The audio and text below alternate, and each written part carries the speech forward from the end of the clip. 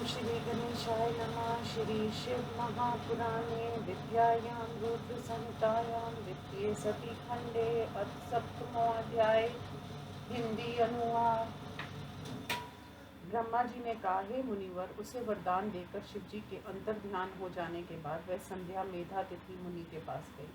शिव जी की कृपा से उसे किसी ने नहीं देखा। उस समय उसने उस ऋषि का स्मरण किया जिन्होंने उसे तप करने की विधि बतलाई।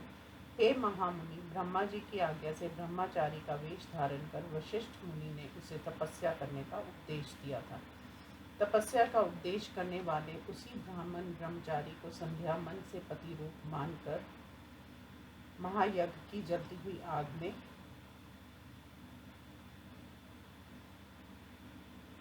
ब्रह्मा की पुत्री प्रवेश कर गई, किंतु मुनिजनों ने उसे नहीं देखा। उसका वह किसी ने नहीं देखा गया शरीर क्षण भर में जल गया और उसमें से भव्य के समान गंध चारों ओर फैल गई। फिर शिव जी की आज्ञा से अग्नि ने उसके उस पार्थिव शरीर को जला दिया और उसके शुद्ध शरीर को लेकर सूर्य मंडल में प्रवेश किया। सूर्य ने उसके शरीर के दो भाग करके अपने रथ में पितरों और देवताओं की प्रसन्नता के लिए रखे। हे मुनिवर, उसके शरीर का ऊपर वाले भाग ने दिन रात के बीच में होने वाली प्रातःकाल संध्या का रूप धारण कर लिया। उसका शेष भाग पितरों को प्रसन्न करने वाली दिन के अंत में होने वाली सायंकाल की संध्या हो गई। सूर्योदय से पहले जब अरुणोदय होता है, प्रातःकाल संध्या का उदय उस समय होता है, वह देवताओं को प्रसन्न करने वाली होती है। सूर्य के अस्त होने पर जो लाल कमल के सदृश उदय होती है, वह सायं संध्या पितरों को आनंदित करती है। दयालु शिव जी ने उसके प्राणों को अपने दिव्य शरीर में मिला लिया।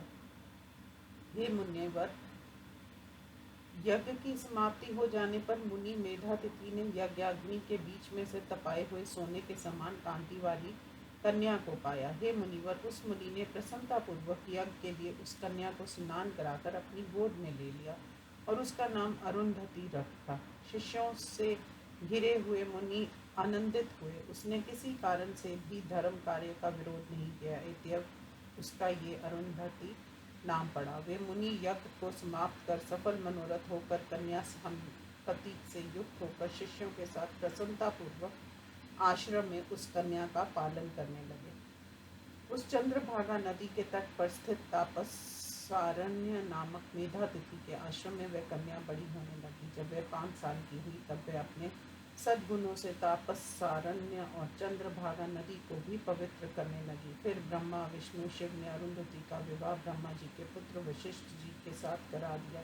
हे मुनिवर, उसके विवाह में सुख को बढ़ाने वाले महान उत्सव हुआ। सभी देवताओं तथा मुनियों को सुख प्राप्त हुआ। ब्रह्मा विष्णु शिव जी के हाथ से गिरे हुए जल से शिप्रा आदि पवित्र 7 नदियां निकली। हे मुनिवर, मेधा तिथि की पुत्री अरुंधति पतिव्रताओं में श्रेष्ठ अर्थात महाप्रतिव्रता व वशिष्ठ मुनि को प्राप्त कर शोभित हुई। हे मुनिवर, उसके शक्ति आदि पुत्र उत्पन्न हुए, वे भी विशिष्ट को पति के रूप में पाकर सुशोभित हुई। हे मुनि श्रेष्ठ, इस प्रकार मैंने संध्या का चरित्र तुमसे कह दिया है। ये पवित्र उत्तम दिव्य तथा सभी कामनाओं को देने वाला है। इस चरित्र को जो पुरुष अथवा स्त्री सुनते हैं, वे सभी कामनाओं को प्राप्त कर लेते हैं। इसमें किसी प्रकार का भी विचार नहीं करना चाहिए।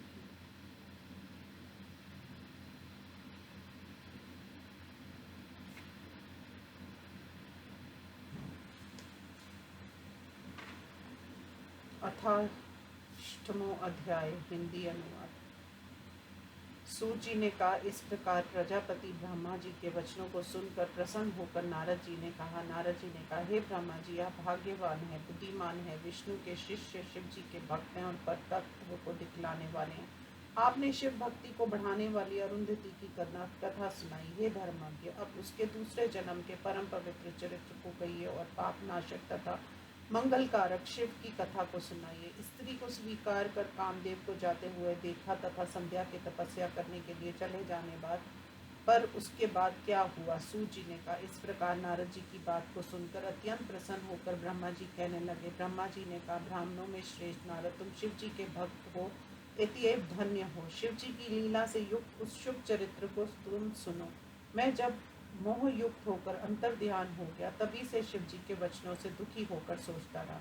शिव जी की माया से मोहित होकर बहुत दिनों तक सोचने के बाद मैं शिव जी से ईर्ष्या करने लगा। उस प्रसंग को मैं तुमसे कहता हूँ। तदंतर मैं वहां गया जहाँ दक्ष प्रजापति आदि उपस्थित थे। वहां जाकर मैं रात सहित कामदेव को देखकर कुछ मदमत हो गया। हे नारद, शिव माया से मोहित होकर मैंने दक्ष आदि पुत्रों से कहा। ब्रह्मा जी ने कहा, हे दक्ष, हे मरीचि आदि पुत्रों, मेरी बात को सुनो और उसे सुनकर मेरे कष्ट को दूर करने का उपाय करो। महायोगी शिव जी ने स्त्री प्राप्ति की इच्छा वाले हमको देखकर बहुत ही धिक्कारा था।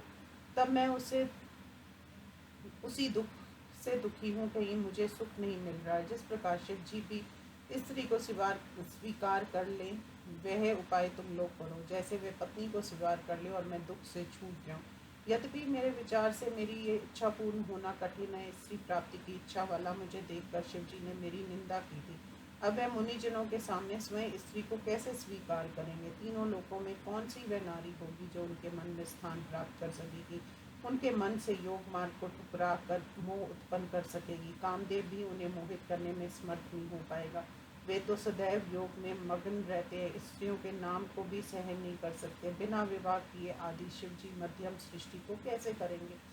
क्योंकि उनके कथानुसार उससे दूसरा कोई कर नहीं सकता। संसार में कुछ महासुर मेरे द्वारा, कुछ विष्णु द्वारा और कुछ शिव जी के उपाय से मारे जा सकेंगे। सदैव वैराग्य से युक्त और संसार से विमुख शिव जी इसके अतिरिक्त दूसरा कार्य नहीं करेंगे, इसमें कोई संदेह नहीं है। दक्ष प्रजापति आदि अपने पुत्रों से ऐसा कहकर रति के साथ कामदेव को वहां आया हुआ देखकर मैंने आनंद पूर्वक उससे कहा। ब्रह्मा जी ने कहा, मेरे पुत्रों में श्रेष्ठ कामदेव, तुम सबको सुख देने वाले हो। हे पुत्रवत्सल, अपनी पत्नी के साथ मेरी बात को सुनो। हे कामदेव, इस पत्नी को पाकर तुम शोभित हो और तुम्हारे जैसे पति को पाकर ये तुम्हारी पत्नी शोभित होती है। लक्ष्मी जैसी स्त्री से जैसे विष्णु भगवान और विष्णु भगवान जैसे पति से जिस प्रकार लक्ष्मी शोभित होती है और जिस प्रकार रात्रि से चंद्रमा और चंद्रमा से रात्रि शोभित होती है, उसी प्रकार तुम दोनों स्त्री पुरुषों को की शोभा हो।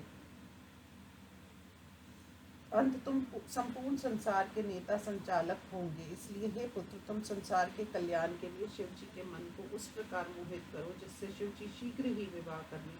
निर्जन स्थान में, रमणीय स्थान में, पर्वतों में, तालाबों के समीप जहाँ जहाँ शिव जाते हैं वहाँ वहाँ तुम उनके साथ जाकर जितेंद्रिय तथा स्त्री रहित शिव जी को मोहित करो। तुम्हारे अतिरिक्त इन्हें मोहित करने वाला कोई नहीं है। हे कामदेव, जब शिव जी अनुराग युक्त हो जाएं, तब तुम्हारे शाप की भी शांति हो जाएगी। इसलिए अपना हित करो। जब शिव जी अनुराग से युक्त होकर उत्तम स्त्री को प्राप्त करने की इच्छा करेंगे, तब महादेव जी तुम्हें तार देंगे। इसलिए शिव जी को मोहित करने के लिए दूसरी स्त्री को प्राप्त करने का प्रयत्न करो।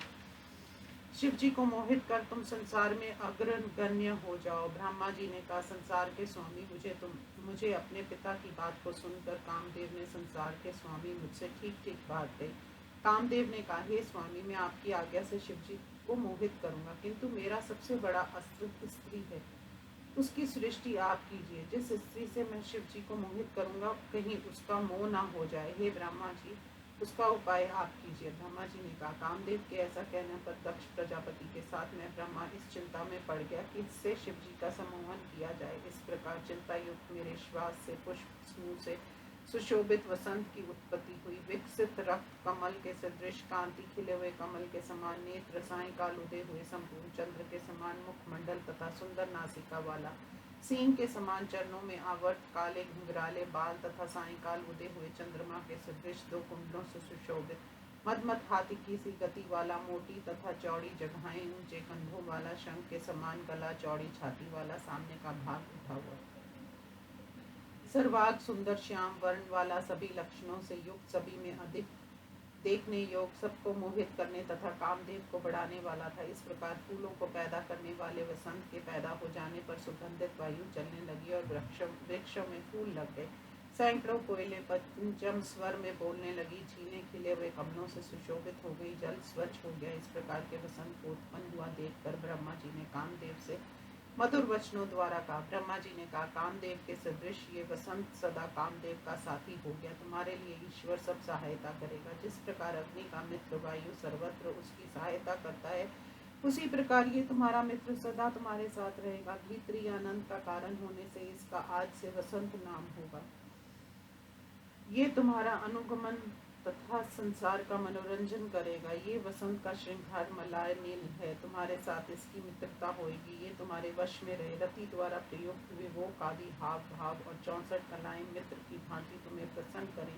हे कामदेव, तुम अपने सहचर वसंत और रति के साथ पूर्ण परिश्रम करके महादेव जी को मोहित करो। हे पुत्र, मैं उस कामिनी को प्राप्त करने का प्रयत्न करता हूँ जो शिव जी को मोहित कर लेगी। ब्रह्मा जी ने कहा। इस प्रकार मेरे कहने पर प्रसन्न होकर कामदेव ने अपनी पत्नी के साथ मेरे चरणों को प्रणाम किया और दक्ष प्रजापति आदि मेरे मानस पुत्रों को प्रणाम करके जहाँ परमात्मा शिव जी गए थे वहाँ ही कामदेव भी चला गया। इस प्रकार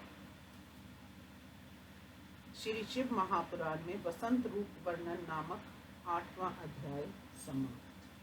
ओम नमः शिवाय।